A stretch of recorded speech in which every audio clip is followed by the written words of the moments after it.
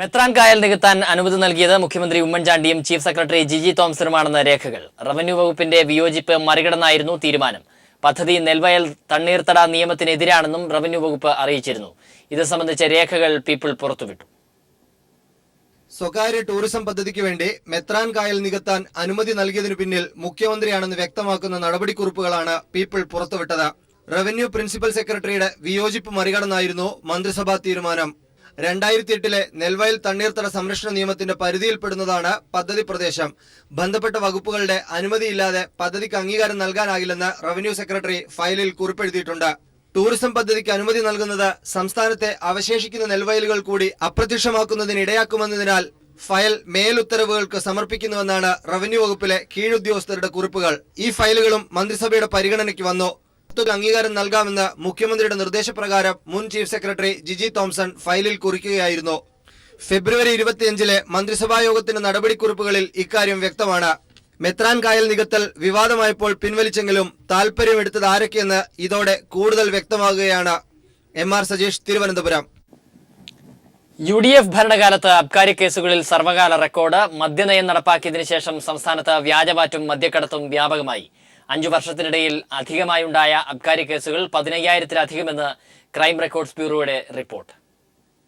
UDF സർക്കാരിന്റെ മദ്യനയം വിജയിച്ചുവെന്ന് അവകാശപ്പെടുമ്പോഴാണ് സംസ്ഥാനത്ത് വ്യാജമദ്യ നിർമ്മാണവും വ്യാജമദ്യ വിൽപ്പനയും സ്പിരിറ്റ് കടത്തും വ്യാപകമായിരിക്കുന്നതായി സംസ്ഥാന ക്രൈം റെക്കോർഡ്സ് ബ്യൂറോയുടെ കണക്കുകൾ വ്യക്തമാക്കുന്നത്. അബ്കാരി ആക്ട് പ്രകാരമുള്ള കുറ്റകൃത്യങ്ങളിൽ സർവകാല റെക്കോർഡാണ് 2015 കാലയളവിലുണ്ടായിരിക്കുന്നത്.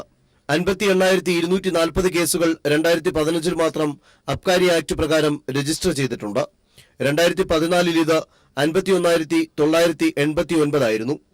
48,808 കേസുകൾ 2013 രജിസ്റ്റർ ചെയ്തപ്പോൾ 2008 LDF സർക്കാരിന്റെ കാലത്ത് അബ്കാരി ആക്ട് പ്രകാരമുള്ള കേസുകൾ വെറും 10,176 അബ്കാരി ആക്ട് അനുസരിച്ചുള്ള കേസുകൾ വർദ്ധിച്ചതോടൊപ്പം തന്നെ narcotic drugs and psychotropic substances act അഥവാ NDPS ആക്ട് പ്രകാരമുള്ള കേസുകളിലും വൻതോതിൽ വർധനയുണ്ട്.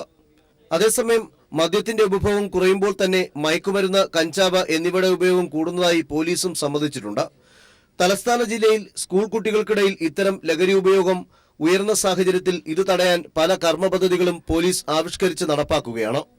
2,239 കേസുകളാണ് 2014 NDPS ആക്ട് പ്രകാരം ഉണ്ടായിരുന്നത്.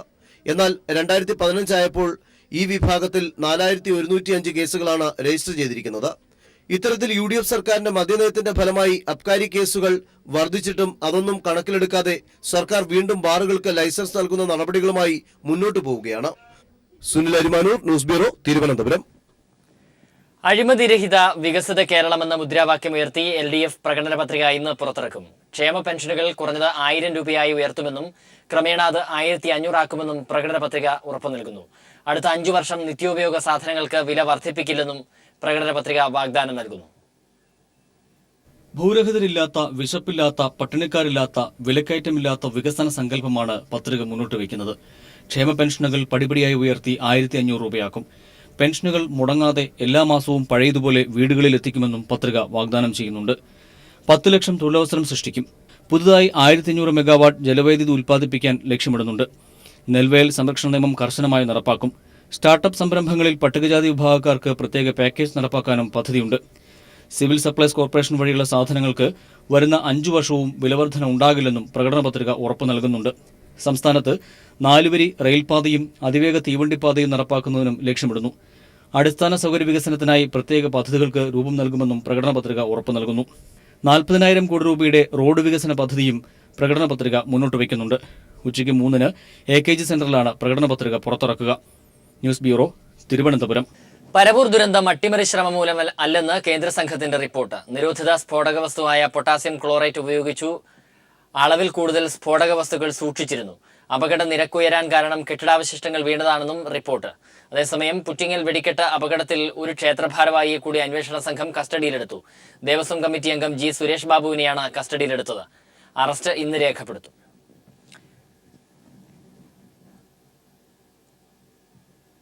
പാനമ രേഖകൾ പുറത്തുവിട്ട കള്ളപ്പണ നിക്ഷേപകരായ ഇന്ത്യക്കാരെക്കുറിച്ച് എൻഫോഴ്സ്മെന്റ് ഡയറക്ടറേറ്റ് അന്വേഷണം ആരംഭിച്ചു. റിസർവ് ബാങ്ക് ഓഫ് ഇന്ത്യ, സാമ്പത്തിക രഹസ്യാന്വേഷണ വിഭാഗം, ആദായ നികുതി വകുപ്പ് എന്നിവരോട് വിശദാംശങ്ങൾ ആവശ്യപ്പെട്ടു. അതേസമയം പാനമ രേഖകളിൽ പേര് വന്നതിനെ തുടർന്ന് അമിതാഭ് ബച്ചനെ ഇൻക്രെഡിബിൾ ഇന്ത്യയുടെ ബ്രാൻഡ് അംബാസഡർ ആക്കുന്നത് വൈകുമെന്ന് റിപ്പോർട്ടുകൾ. പാനമ രേഖകൾ പ്രകാരം ഇന്ത്യക്കാർ വിദേശ കമ്പനികളിൽ നടത്തിയ നിക്ഷേപങ്ങൾ നിയമാനുസൃതമാണോ എന്ന കാര്യമാണ് എൻഫോഴ്സ്മെന്റ് ഡയറക്ടറേറ്റ് പ്രാഥമികമായി പരിശോധിക്കുന്നത്. ഇന്ത്യൻ കമ്പനികളും വ്യക്തികളും വിദേശ നിക്ഷേപം നടത്തിയത് അനുമതിയോടെയാണോ എന്നതുൾപ്പെടെയുള്ള വിശദാംശങ്ങളാണ് റിസർവ് ബാങ്കിനോട് ആരാഞ്ഞത്. നിയമവിധേയമായാണോ നിക്ഷേപങ്ങൾ എന്നും അറിയിക്കണം. വ്യക്തികളെയും കമ്പനികളെയും കുറിച്ചുള്ള സമഗ്രമായ വിവരം നൽകണമെന്ന് സാമ്പത്തിക രഹസ്യാന്വേഷണ വിഭാഗത്തോടും ആവശ്യപ്പെട്ടിട്ടുണ്ട്. വിശദാംശങ്ങൾ ശേഖരിച്ചതിന് ശേഷം എൻഫോഴ്സ്മെന്റ് ഡയറക്ടറേറ്റ് തുടർ നടപടികളിലേക്ക് കടക്കും. പാനമ അധികൃതരോട് ഇൻകം ടാക്സ് വിഭാഗവും കൂടുതൽ വിശദാംശങ്ങൾ തേടിയിട്ടുണ്ട്. നിക്ഷേപങ്ങൾ നിയമവിരുദ്ധമാണെന്ന് കണ്ടെത്തിയാൽ കള്ളപ്പണ നിരോധന നിയമം ഉൾപ്പെടെയുള്ള വകുപ്പുകൾ ചുമത്തിയാകും തുടർ നടപടികൾ. അതേസമയം പാനമ രേഖകളിൽ പേര് വന്നതിനെ തുടർന്ന് സിനിമാ താരം അമിതാഭ് ബച്ചനെ ഇൻക്രെഡിബിൾ ഇന്ത്യയുടെ ബ്രാൻഡ് അംബാസഡറാക്കി നിയമിക്കുന്നത് നീട്ടിവച്ചതായാണ് സൂചന. News bureau, Delhi. മുൻസിഫ് മജിസ്ട്രേറ്റ് നിയമനത്തിൽ കേരള ഹൈക്കോടതിക്ക് സുപ്രീം കോടതിയുടെ വിമർശനം. ഇല്ലാത്ത ഒഴിവിലേക്ക് അപേക്ഷ ക്ഷണിച്ചത് എന്തിനെന്ന് സുപ്രീം കോടതി ചോദിച്ചു. വിവരങ്ങളുമായി മനുശങ്കർ ചേരുന്നു. മനു, പറയും. സ്വരാജ്, മുൻസിഫ് മജിസ്ട്രേറ്റ് നിയമനത്തിലുള്ള കേരള ഹൈക്കോടതിക്കെതിരെയാണ് ഇപ്പോൾ സുപ്രീം കോടതിയുടെ രൂക്ഷ വിമർശനം ഉണ്ടായിരിക്കുന്നത്. ഇല്ലാത്ത ഒഴിവിലേക്ക് അപേക്ഷ ക്ഷണിച്ചത് എന്തിനാണ് എന്നാണ് സുപ്രീം കോടതി ചോദിച്ചിരിക്കുന്നത്.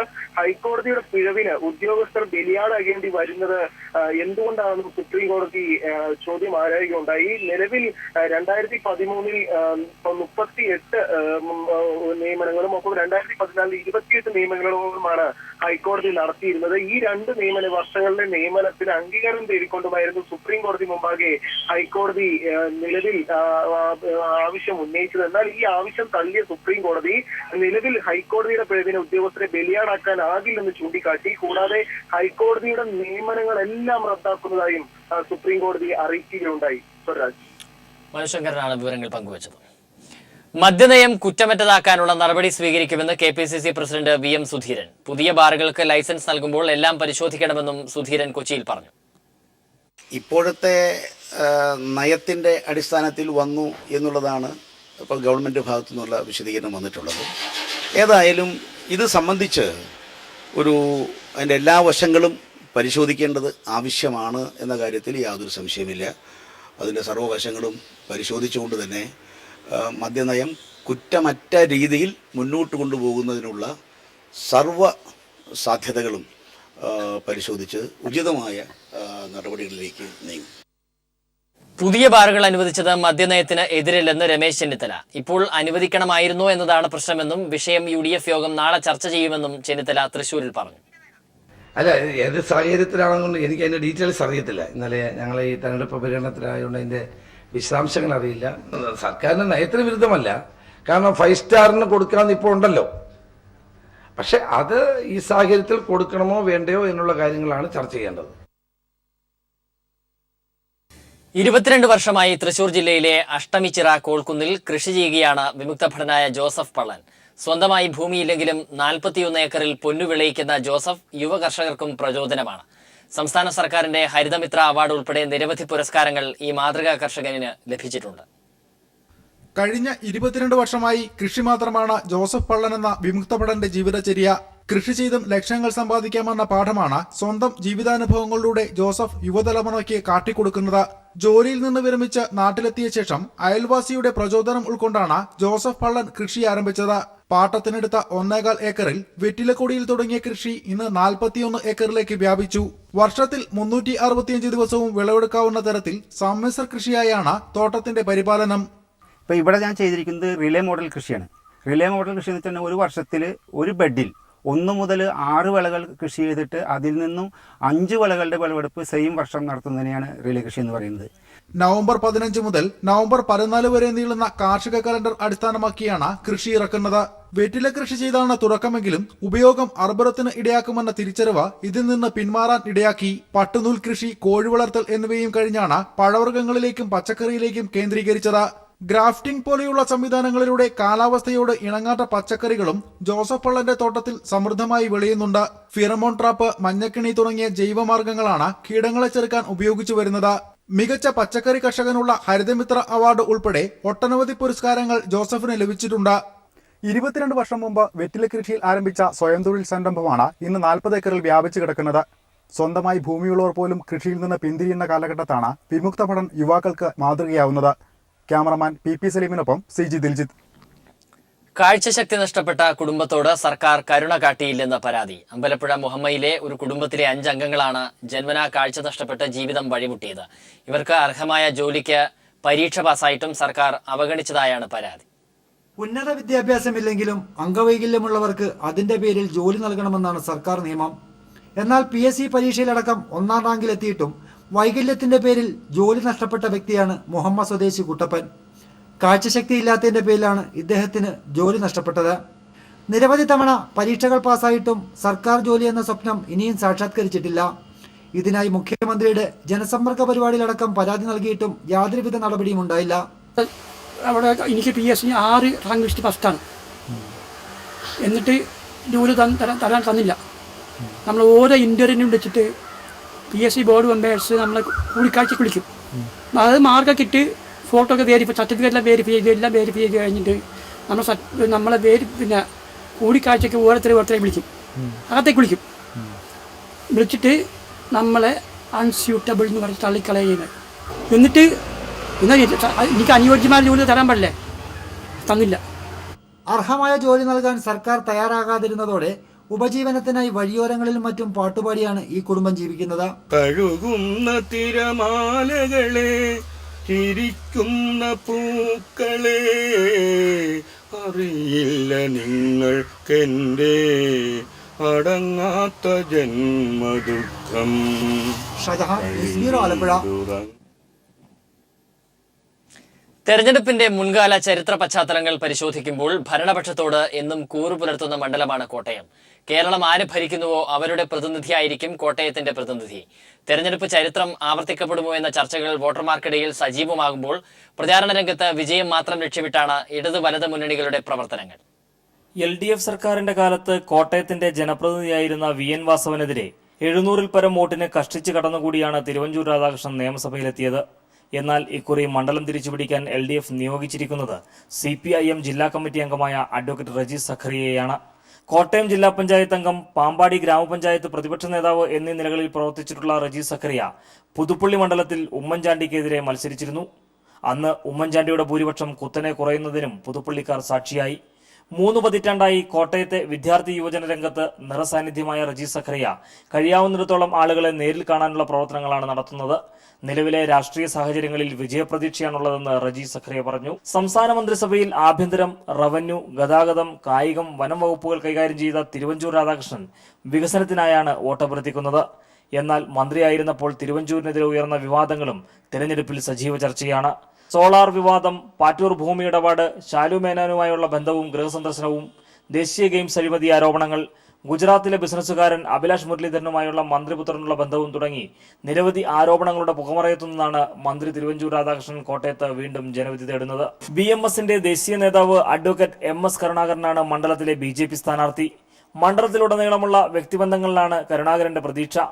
കേന്ദ്ര സർക്കാരിന്റെ ഭരണ നേട്ടമാണ് പ്രചരണായുധം. കോട്ടയം മുനിസിപ്പാലിറ്റി പൂർണ്ണമായും പനിച്ചിക്കാട്, വിജയപുരം പഞ്ചായത്തുകളും ഉൾപ്പെടുന്ന കോട്ടയം മണ്ഡലത്തിൽ 1,61,90 വോട്ടർമാരാണുള്ളത്.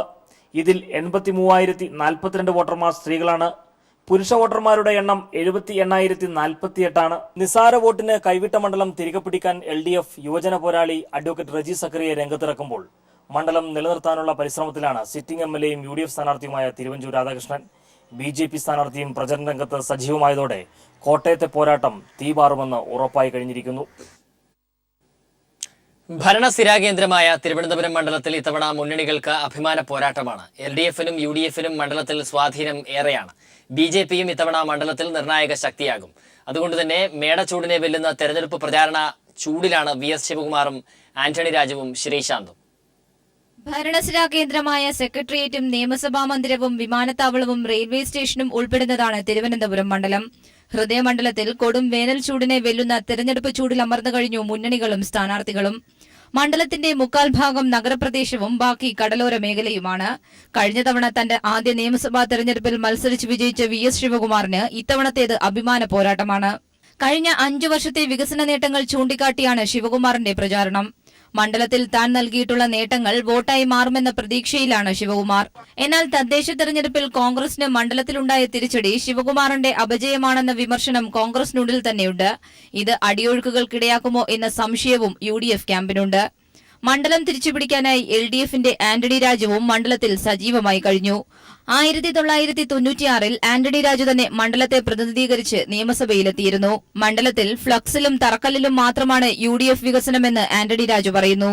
കടലോര മേഖലയിലെ UDFനെതിരായ ജനവികാരവും മണ്ഡലത്തിൽ LDFന് അനുകൂലമാകും. LDFും UDFും തമ്മിലുള്ള ശക്തമായ പോരാട്ടത്തെ ഗ്ലാമറിലൂടെ നേരിടാനാണ് BJPയുടെ ശ്രമം. ഇതിനായി ക്രിക്കറ്റിൽ നിന്നും രാഷ്ട്രീയത്തിലേക്ക് ഇറങ്ങിയ ശ്രീശാന്ത് കന്നി അംഗത്തിൽ തന്നെ BJPയുടെ നില മെച്ചപ്പെടുത്താനായുള്ള പ്രവർത്തനങ്ങളുമായാണ് മണ്ഡലത്തിൽ സജീവമായിരിക്കുന്നത്. ശുഭപ്രതീക്ഷയിലുമാണ് ശ്രീ. ഏതായാലും തെരഞ്ഞെടുപ്പിനെ കഷ്ടിച്ച് 1 മാസം ശേഷിക്കെ ആദ്യവട്ട പ്രചരണം പൂർത്തിയാക്കി മണ്ഡലത്തിൽ സ്ഥാനാർത്ഥികൾ ആവേശത്തിലാണ്. മണ്ഡലത്തിൽ LDFും UDFും തമ്മിലാണ് പ്രധാന പോരാട്ടം. അതേസമയം നില മെച്ചപ്പെടുത്തുകയാണ് BJPയുടെ ലക്ഷ്യം. എന്നാൽ ജനങ്ങൾ ആർക്ക് വിധിയെഴുതും എന്നുള്ളത് കണ്ടു തന്നെ അറിയണം. തിരുവനന്തപുരത്ത് നിന്നും ക്യാമറാമാൻ RK കുമാറിനൊപ്പം S. ഷീജ.